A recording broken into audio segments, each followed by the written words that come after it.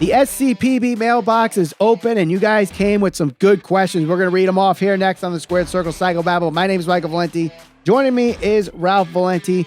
Ralph, we're going to start it off with AEW and Ring of Honor. This question comes from Big C187 Stevens. Would it have been a good move for Tony Khan to drop either Dark or Dark Elevation in favor of Ring of Honor on YouTube until Ring of Honor gets a full-time TV deal? He also backed this up by saying, so far YouTube has done great for exposure for NWA, MLW, and even AEW. I think it's a good starting point for Ring of Honor. I think Ring of Honor, the name alone, people, if you're a true wrestling fan, you know what Ring of Honor is and you kind of have an idea of what it has to offer. I don't think it's a bad idea. I mean, who would complain about exposure? And for Ring of Honor, especially now not having like a major TV deal, that could help build it up to the point when they actually do get something actually going a little more legit. So, right. And of course, I think you can, obviously when you're running a YouTube channel, you have easy access to analytics and understanding, the age of a viewer or where they're viewing from and how long they watch a video, where they're dropping off, where they spike. And there's a lot of analytics involved in YouTube that can be translated into going to a TV executive and going, listen, we have X amount of people watching our Ring of Honor content right now, and they help get X amount of dollars here and such. And that's all that matters. Are people going to watch this show that we could sell to advertisers? They could get, ad time for, and people are willing to buy those products. That's really the entertainment game. Anybody that does any form of entertainment, that should really be what you're thinking of is, all right, we have an audience. Do we sell the audience to sponsors? And then the sponsors buy, we're the only ones that don't do that crap, but should probably start doing it sometime soon. But that's the name of the game. And doing it now with nothing besides what happened 2 years ago, essentially, might not be good enough information. Having at least something today that's relevant in today's time can kind of help sell that deal. Now, of course, this all is under the assumption that there is no TV deal set up yet. For all we know, Tony Khan has something in place, just can't announce it, or it's not time to announce it yet.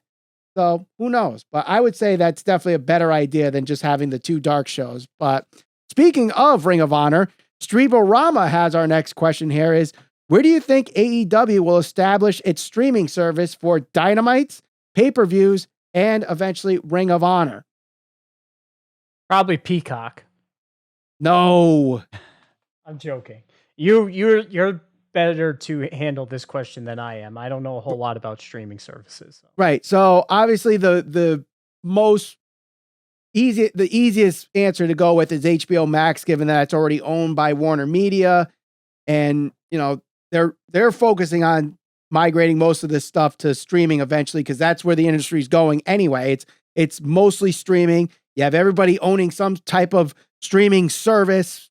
You got Paramount Plus, you got Peacock, you got HBO Max.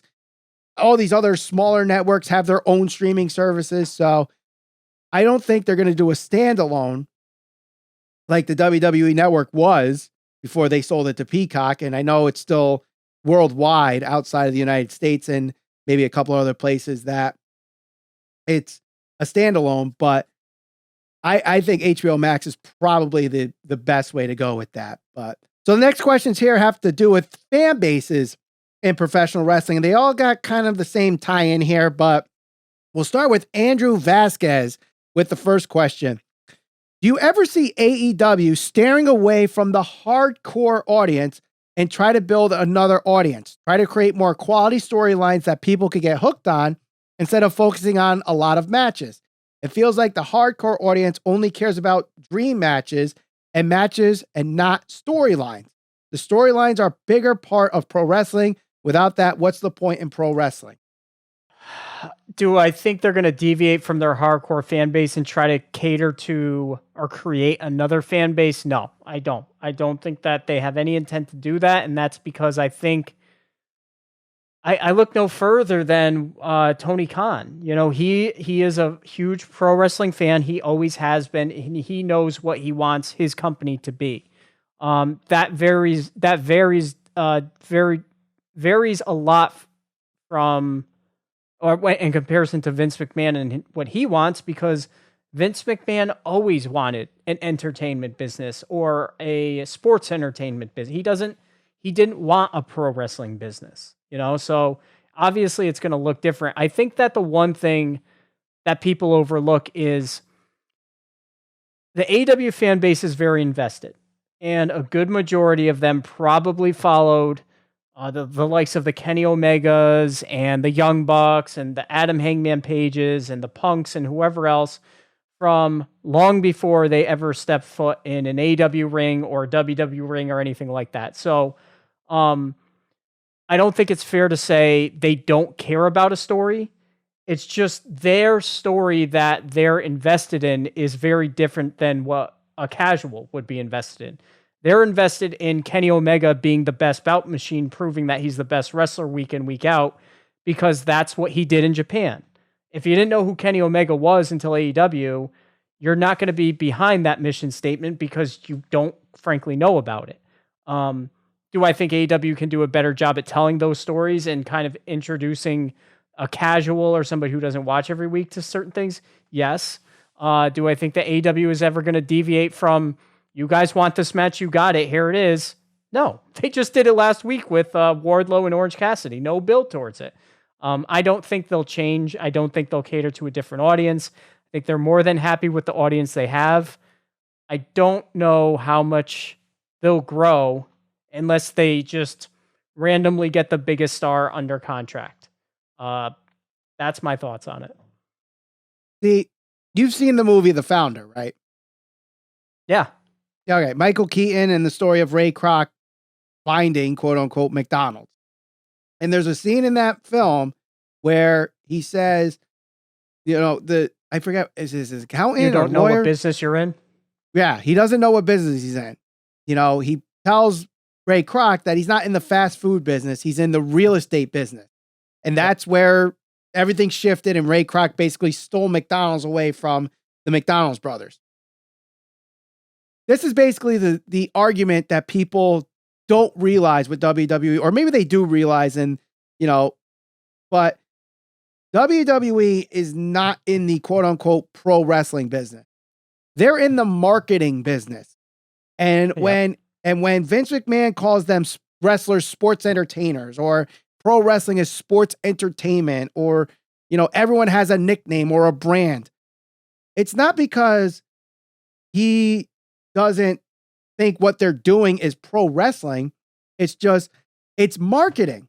And that's what makes them, you know, sponsor friendly, and what makes, you know, them be the big thing that they are.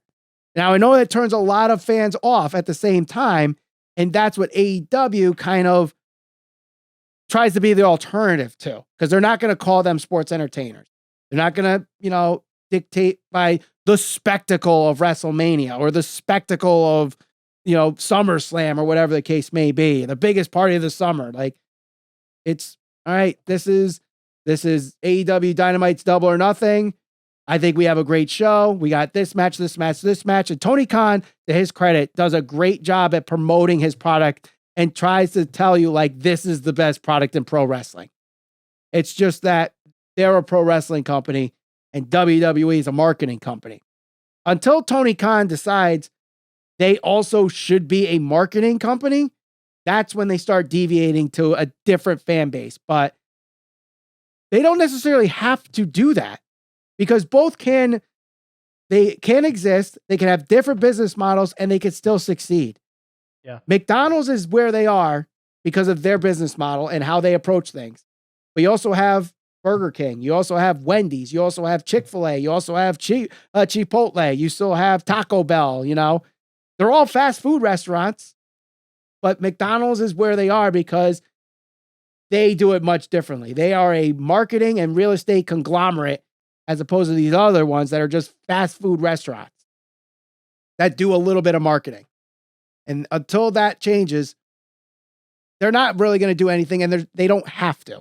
But let's move on to the next question here from Young Bakugo. I think I pronounced correctly. If not, let me know in the comments if I pronounce it properly next time. But do you think the hardcore fans are the ones that are stifling the growth of pro wrestling's fan base with the intolerance of other people's opinions and the fact that things that they like are not what the rest of the world may like? I don't think it's a hardcore fan. I just think it's fans in general, drawing lines between companies and specific wrestlers. I think Cody is a perfect example of it. He was super over in AEW. They started to hate him. They kind of forced him out. He went to WWE, and then the AEW fans turned on him. But when he was in AEW, the WWE fans hated him. Look, AEW and WWE are two successful wrestling or sports entertainment or marketing, whatever you want to call them. They're both successful. If you're a wrestling fan and you can't find something to enjoy out of both of those shows, you don't have to like all of it. You can like 10 minutes of it. I'm sure you can find 10 minutes to enjoy of it. By my estimation, Cody and Seth have had a trilogy where it was 3 very good pro wrestling matches, not entertainment segments. And I could say the same about a lot of matches for AEW. I just think that people get so caught up in the tribalism of this is the AEW is pro wrestling. That's sports entertainment. That's not real wrestling. He sucks. He's this. He's mid. And the problem is, so many people buy into like shit they just read. Like other people. Look, you and I have an opinion. People watch our show. People listen to us. They don't have to agree with us. That's okay.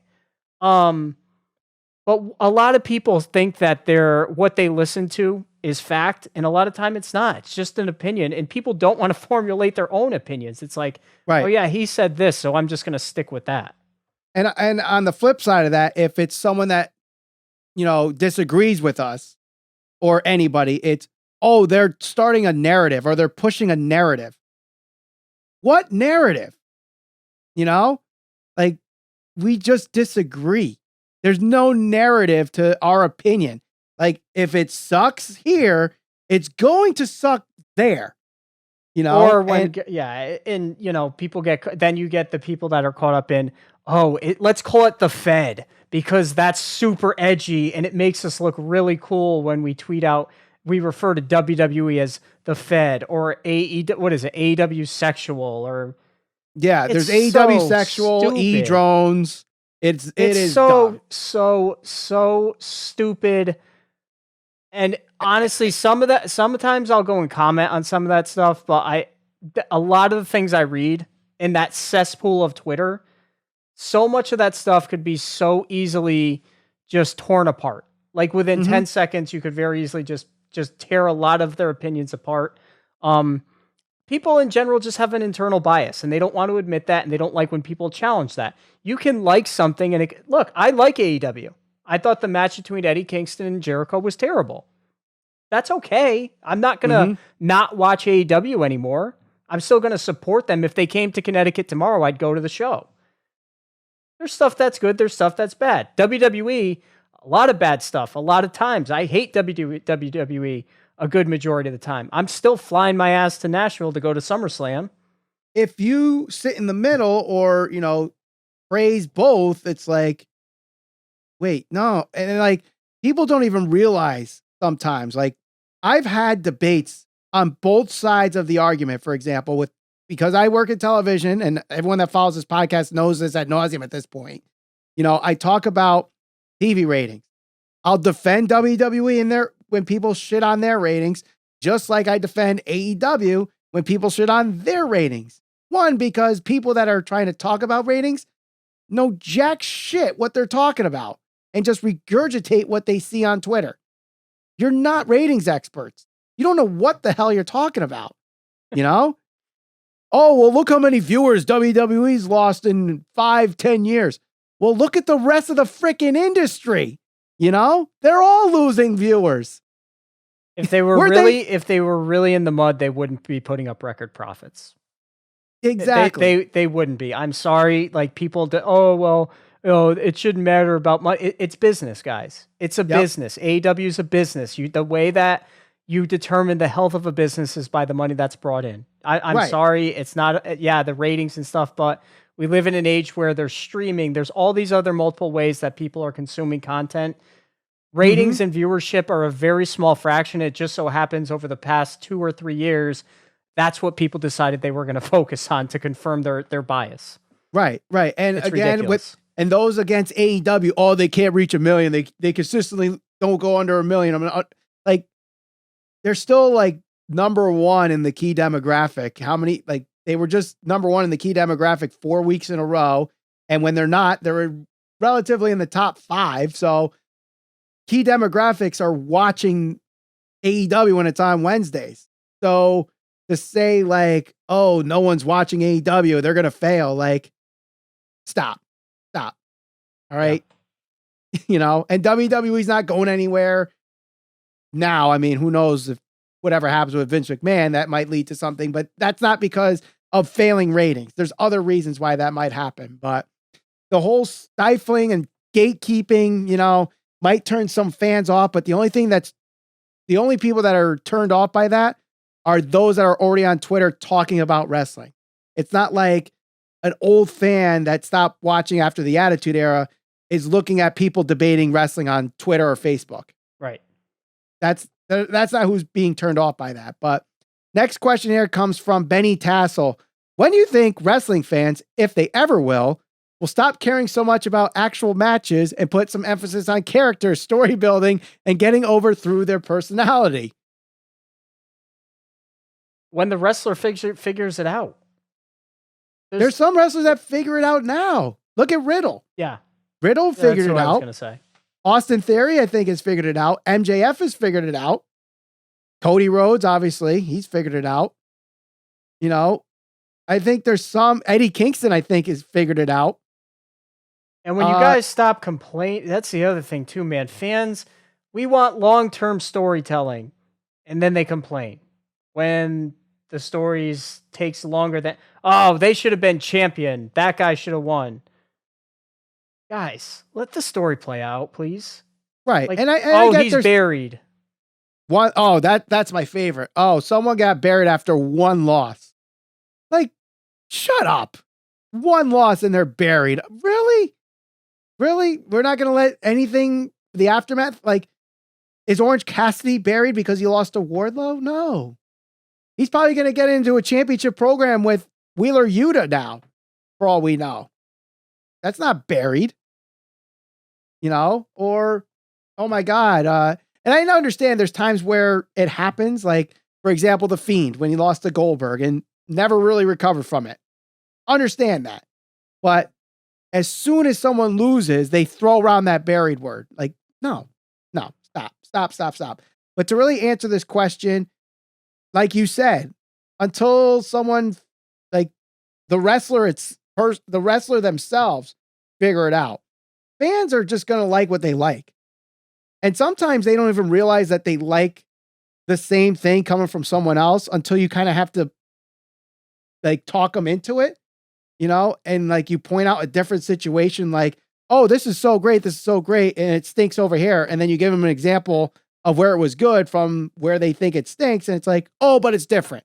And they try to defend it that way. That's kind of going on with the same tribalism thing. So I think there are fans that do still care about stories. And believe it or not, we did a poll.